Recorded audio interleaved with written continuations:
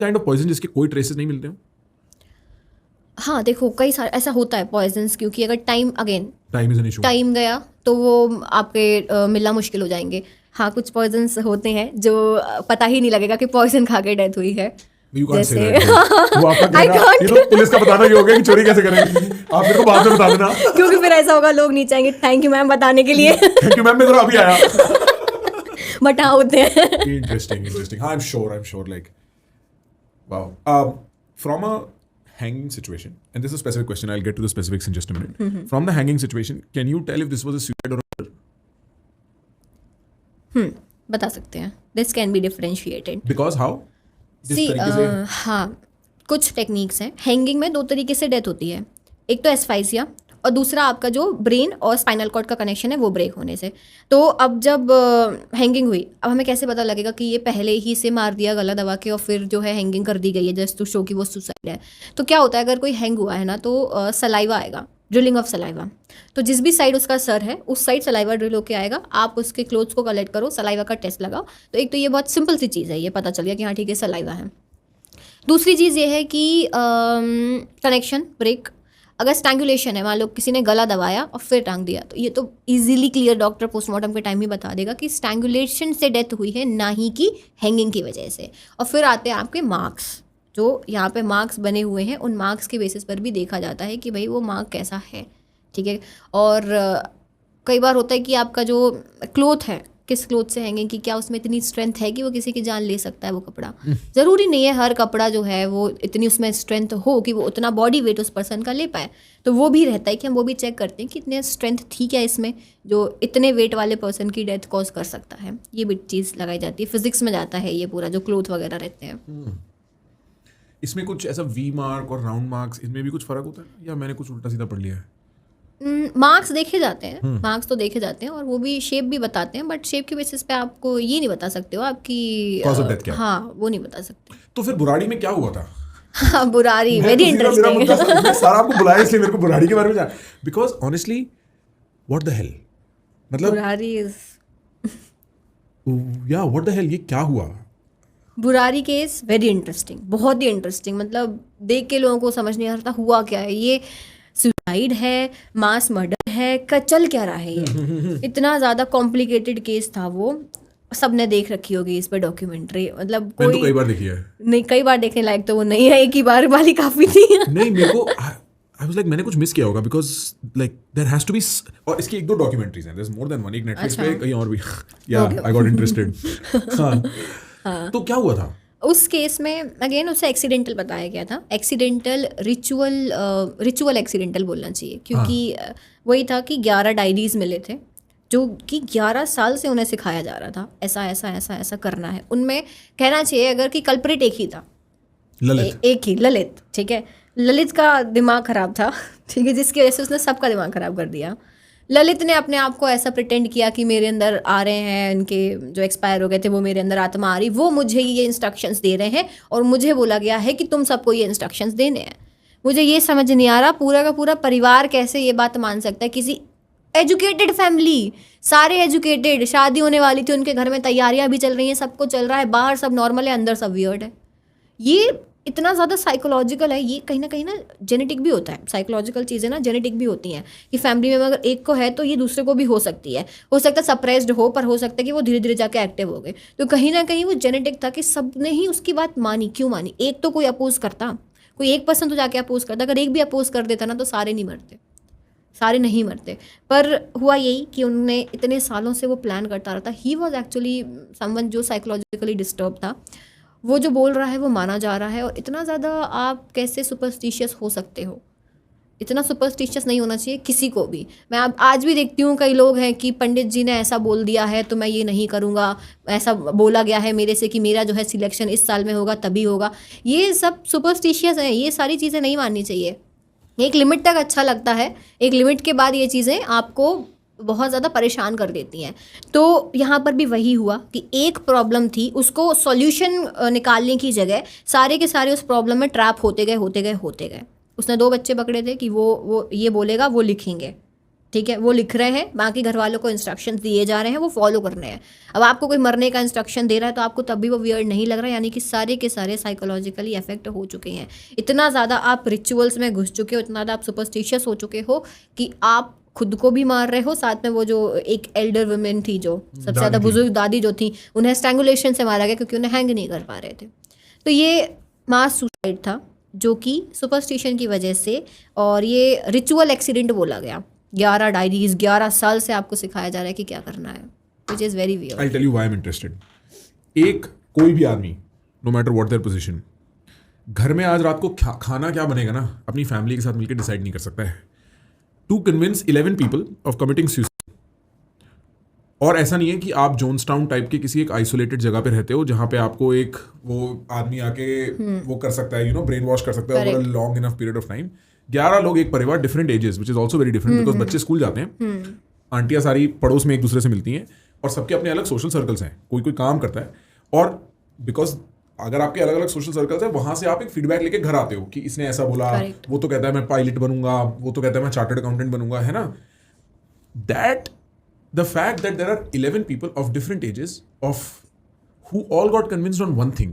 You know where else they use explanations for mass psychosis is when people spot UFOs. Now it's a very silly example, but the reason I'm bringing it up is I just never believe it. तुम ये कह रहे हो कि Zimbabwe में जो school में बच्चों ने UFO देखा, वो 200 बच्चों को आज 40 साल बाद भी साइकोसिस है कि उनको लगता है उन्होंने UFO देखा.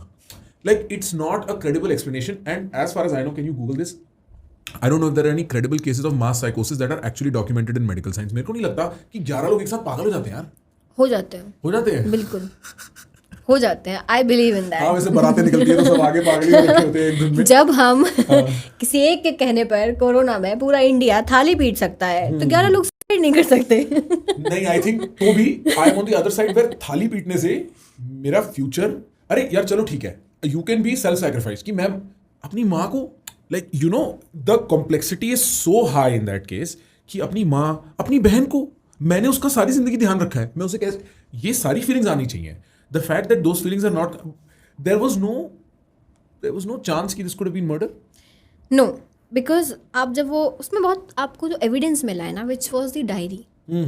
उसमें डायरी में भी हमने ये चेक, मतलब जब जो भी इन्वेस्टिगेटिव टीम थी ना, उन्होंने ये चेक करा, हैंड राइटिंग एनालिसिस किया गया कि ऐसा तो नहीं भाई कि किसी और ने लिख दिया हो, मार के सबको टांग दिया हो, और ये ऐसा शो करने के लिए, जस्ट टू प्रिटेंड कि ये मास सुसाइड है, और ये ऐसी डायरी वायरी बना के प्लान करके, सीरियल किलर भी हो सकता है जिसने ये प्लान करा हो. बट जब हैंड राइटिंग एनालिसिस हुआ तो ये पूरा क्लियर हो गया कि वो 2 बच्चों की ही हैंड राइटिंग है. Hand writing analysis is the very important part of forensic investigation, जिससे ये पता लगा था कि हाँ इन्हीं की राइटिंग है. क्योंकि ये डाउट तो हम भी छोड़ेंगे ना कि कि नहीं हो सकता सुसाइड, ऐसे कैसे हो सकता है 11 के 11 लोग मर जाएं एक साथ, हाउ इज दैट पॉसिबल. इसीलिए वो एनालिसिस किया गया. उनके घर के अंदर भी कुछ रिचुअल्स फॉलो करते हुए चीज़ें मिली थी, वो सारी चीज़ें मिली, और उनको उस डायरी में ये भी लिखा था कि आप ये सारी चीज़ें जो आप घर के अंदर कर रहे हो, आप बाहर किसी से डिस्कस नहीं करोगे. बाहर आपको अपनी नॉर्मल लाइफ जीनी है, आप जैसे रहते हो वैसे ही रहना है, बाहर आपको यहाँ का कुछ भी डिस्कस नहीं करना है. तो घर का एक भी मेंबर बाहर ये सारी बातें डिस्कस करता ही नहीं था. नॉर्मल जीवन चल रहा था उनका, और अंदर कुछ और लाइफ जी रहे. This is something like bipolar, कि आप बाहर कुछ हो, अंदर कुछ चल रहा है आपके. दिस इज बाइपोलर डिसऑर्डर, जो कि हो सकता है, और सबको एक साथ हो सकता है. इतना ज़्यादा भी किसी की बातों को नहीं मानना चाहिए कि आप अपना खुद का दिमाग लगाना भूल जाओ. This is very important. चाहे वो कितना ही उम्र में बड़ा हो, चाहे वो कितना ही एक्सपीरियंस्ड हो, किसी ने कुछ बोला है so use your own brain कि हमें क्या इसका बोला हुआ सब सही है. अगर किसी ने बोला आपके घर में ही कि नहीं नहीं मेरे तो एकदम बुजुर्ग ने बोला है कुएं में कूद जाओ, will you do that? No, नहीं करेंगे. तो हर जगह अपना दिमाग यूज करना बहुत इंपॉर्टेंट होता है, चाहे कोई कुछ भी बोले. आप हैंडराइटिंग एनालिसिस में पर्सनालिटी एनालिसिस वगैरह होता है part. Is that part of what you do or no? That's हाँ, definitely. This is the part of forensic science. What do you analyze when you analyze handwriting? हाँ, hand writing से आपको बहुत चीज़ें मालूम चल जाती हैं. हैंड राइटिंग से पर्सन का बिहेवियर कि कैसा होगा, इवन एज भी पता लग जाती है आपको हैंड राइटिंग से कि क्या एज होगी उस पर्सन की, और किस सिचुएशन में लिखा गया होगा. जैसे कभी बोलते ना कि अरे मेरी दादी से ज़बरदस्ती लिखवाया गया है, ये तो मेरी प्रॉपर्टी थी इनसे, तो वो भी हम कहीं पता लगा सकते हैं कि अच्छा ये हो सकता है कि हाँ ज़बरदस्ती लिखवाया गया हो. क्या एज की थी वो, खुद से लिख लिया, वो बोल दिया और दादी ने लिखा है, ये भी तो आपको कंफर्म करना दादी ने लिखा है या खुद ने लिखा है ये चीज़. तो आप वो भी चेक करते हो, क्योंकि कोई ओल्ड पर्सन जब लिखेगा ट्रेमर्स मिलेंगे आपको उसमें, और आर्टिफिशियल ट्रेमर्स और ओरिजिनल ट्रेमर्स में भी डिफरेंस है कि आर्टिफिशियली जो है मैं ऐसे ऐसे हाथ करके लिख रही हूँ कि लगे कि किसी और ने लिखा है, तो वो एनालिसिस किया जाता है। फिर आपका इंडेंटेशंस देखे जाते हैं, कितना पुराना पेपर है। हाँ, बहुत बहुत अच्छी चीज़ एक बताऊँ मैं आपको, paper analysis, ink analysis, pen analysis, handwriting analysis, ये सब क्वेश्चन डॉक्यूमेंट का पार्ट है। क्वेश्चन डॉक्यूमेंट एक सब्जेक्ट होता है फॉरेंसिक साइंस में, जिसमें हम ये भी देखते हैं किस पेन से लिखा गया है, किस कंपनी का पेन था, किस टाइप का पेन था, कौन सी इंक यूज़ करी गई है, कितनी पुरानी इंक थी, कितना पुराना पेपर था, कितने इंडेंटेशंस आपको देखने को मिल रहे हैं। ये सारा पूरा एनालिसिस किया जाता है। If I write something here and you look at it, can you say something about it? ऐसे नहीं बता अच्छा, there's सकते nothing unique, ऐसा कुछ नहीं पता लग जाएगा। देख के हम सिर्फ आपकी हैंड राइटिंग में सिर्फ ये देख सकते हैं कि हाँ, कि आपने किस तरीके का आपका बिहेवियर है, मतलब कितना आप कैसे लिख रहे हो, आपकी हैंड राइटिंग कैसी है, यानी कि आप लर्नड पर्सन हो या फिर आप लर्निंग स्टेज में हो। ये चीज़ है कि बच्चा लिखेगा अलग हैंड राइटिंग होगी, एक एडल्ट लिखेगा अलग होगी, कोई एल्डरली पर्सन लिखेगा अलग होगी, ये हम देख सकते हैं। इंक पेपर एनालिसिस के लिए फिर मेथड्स होती हैं, वो अलग किया जाएगा। I don't know if this question will end up because जो पुलिस से ये मत पूछो चोरी कैसे करना है, but are there any mistakes that you've come across that killers make very often, or something that's just like, why, like, come on brother, like why should they do yeah ये कर रहा है तो ढंग से तो कर यार, like ठीक है, करते हैं। हाँ? जैसे जब भी कोई किसी का मर्डर करने चाहेगा तो डर तो लगता है, डर हर किसी को लगता है, ठीक है। तो डर से बचने के लिए इंसान क्या करता है, यूजुअली स्ट्रेस रिलीज करने के लिए क्या करते हैं जनरल, जो हम आज के टाइम पे देखते हैं, सिगरेट पीते हैं। Right, very common. कॉर्पोरेट में तो जरूरी है, मतलब ऐसा ना पियो तो आपको फोमो हो जाएगा, ऐसा फील होता होगा उनको, तो सिगरेट पीते हैं। सिगरेट बर्ड्स छोड़ जाते हैं, उस पे तो डीएनए मिल जाएगा, सलाइवा मिल जाता है, हाँ? प्रिंट, लिप प्रिंट भी मिल सकता है कई बार, ठीक है। और एल्कोहल कंजम्पशन, एल्कोहल पीते हैं, पहले पियेंगे फिर उसके बाद में जाके क्राइम करेंगे, या उसी जगह पे बैठ के पियेंगे फिर जाके क्राइम करेंगे, तो वो हो गया। ये 2 चीज़ें हैं, बाकी और हम ज़्यादा नहीं बता सकते। ज़्यादा बताएंगे हमारे पॉडकास्ट का पर्पस वो नहीं है। तो ये कॉमन चीज़ें हैं जो छोड़ जाते हैं criminals. I have one last question. What problems do forensic experts face in India? See, first thing again, contamination की प्रॉब्लम बहुत ज़्यादा है। वही जो एविडेंस को एविडेंस की तरह ना उस पूरे रूम को कंटेमिनेट कर देते हैं। हाँ, और इसमें हर जगह पुलिस वालों की गलती नहीं होती है, जनरल पब्लिक की गलती बहुत ज़्यादा है, क्योंकि सिविक सेंस नहीं है हमारे अंदर, इंडिया में स्पेशली। जो बोलते हैं ना कि अच्छा ऐसा फॉरेन में क्या स्पेशल हो रहा है जो इंडिया में नहीं है, वो यही है, सिविक सेंस थोड़ा सा कम है। और वो हो सकता है लैक ऑफ एजुकेशन की वजह से हो। We can not blame only people, education नहीं है लोगों के पास में, इसलिए कि क्राइम हुआ सबको जाना है, हम भी देख कर आएंगे क्या हो रहा है, क्या हो रहा है, क्या हो रहा है। इनके घर में पड़ोस वाले क्या नाक घुसाने की तो सबकी आदत होती है, तो पड़ोसी क्या कर रहा है, क्यों हुआ, अच्छा ये वो फलाना ढिमका ना, वीडियो पता चले डेड बॉडी का सेल्फी ले रहे हैं, ठीक है। ये सारे काम करते हैं हमारे यहाँ पे, जो कि नहीं करने चाहिए। और फॉरेन में क्या होता है, चोरी भी हुई है ना, अगर उन्हें लग रहा है कि मेरी ये चीज़ डिस्टर्ब है, यहाँ थी मेरी बॉटल, यहाँ रख दी गई, यानी कोई तो आया है, हमारे घर का काम नहीं है, वो छुएंगे भी नहीं, वो तुरंत जो है कंप्लेन कर देंगे। तो इससे फ़ायदा क्या हुआ कि कुछ भी कंटेमिनेट नहीं हुआ, इमीडिएटली पता चल गया कि भाई क्या हो सकता है यहाँ पर। ये प्रॉब्लम है इंडिया में कि कंटेमिनेशन हो जाता, फिर मीडिया वाले वो तो रुकते ही नहीं है, उन्हें नहीं रोका, हाँ। वो पूरा रिजल्ट निकाल के दे देंगे कि मर्डर है या सुसाइड है, बिना देख के, सिर्फ उन्हें एनालिसिस की भी ज़रूरत नहीं है। तो मीडिया की प्रॉब्लम है। इसके अलावा जो क्राइम्स होते हैं, हमें ऐसा लगता है कि क्राइम सीन जो है बहुत फैसिनेटिंग फील्ड है, क्राइम सीन इन्वेस्टिगेटर बनना और क्राइम सीन पे जाना बड़ा मज़ेदार है, दया दरवाज़ा तोड़ देगा, जो डॉक्टर सालू के चाट के बता देंगे नहीं नहीं ये तो कोकेन ही है, तो ऐसा बिल्कुल भी नहीं होता है। बहुत ही डेंजरस सी फील्ड है ये। मेरे को कई बार लगता है डॉक्टर सालुंके को चाट के पता कैसे लगा कि ये कोकेन है। डॉक्टर सालुंके क्या करते हैं फ्राइडे को? वो डेड बॉडी पलंग पे लेटी हुई है, सारे खड़े होकर ऐसे ऐसे देख रहे हैं। अरे भाई ऐसा बिल्कुल नहीं होता है। डेड बॉडी के पास ऐसे पंचायत ला के खड़ा नहीं हुआ जाता है, सिर्फ डॉक्टर के पास होती है डेड बॉडी, वो भी हॉस्पिटल में, और डॉक्टर के साथ उनका एक असिस्टेंट होता है। वही उस बॉडी पे काम करते हैं, पोस्टमार्टम करते हैं और एविडेंस भेजते हैं जिस पे हम काम करते हैं। इट्स नॉट लाइक कि सिर्फ एक 5-6 लोगों की टीम है, वही पूरा का पूरा जो है इन्वेस्टिगेशन कर रही है। पुलिस की टीम अलग है, इन्वेस्टिगेटिंग ऑफिसर अलग है, फॉरेंसिक एक्सपर्ट्स अलग हैं जो क्राइम सीन पर जा रहे हैं।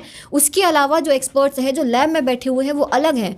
और एविडेंस भी एक पर्सन के पास नहीं जा रहे हैं सारे कि अच्छा ये वाला केस था, आफ्ताब का केस था, हाँ ठीक है इनके पास एविडेंस नहीं। आफ्ताब केस में भी अगर 50 एविडेंसेस मिले हैं तो फॉरेंसिक लैब में डिविजन्स होते हैं, toxicology, serology, biology, DNA, fingerprint, question document, psychology, ballistics, physics, AV, ऐसे करके मल्टीपल डिविजन्स होते हैं. AV is audio video, yeah. जहाँ पे सिर्फ आपके ऑडियो वीडियो CCTV कैमरा से जो फुटेज गया है वो ये सारी चीज़ें जाएंगी. ऐसे हर डिवीजन में डिफरेंट एविडेंसेस जाते हैं. हर डिवीजन में एक्सपर्ट्स होते हैं जो उन पर वर्क करते हैं. This is the proper chain of custody, this is the proper work. एक आदमी मिलके सारा काम नहीं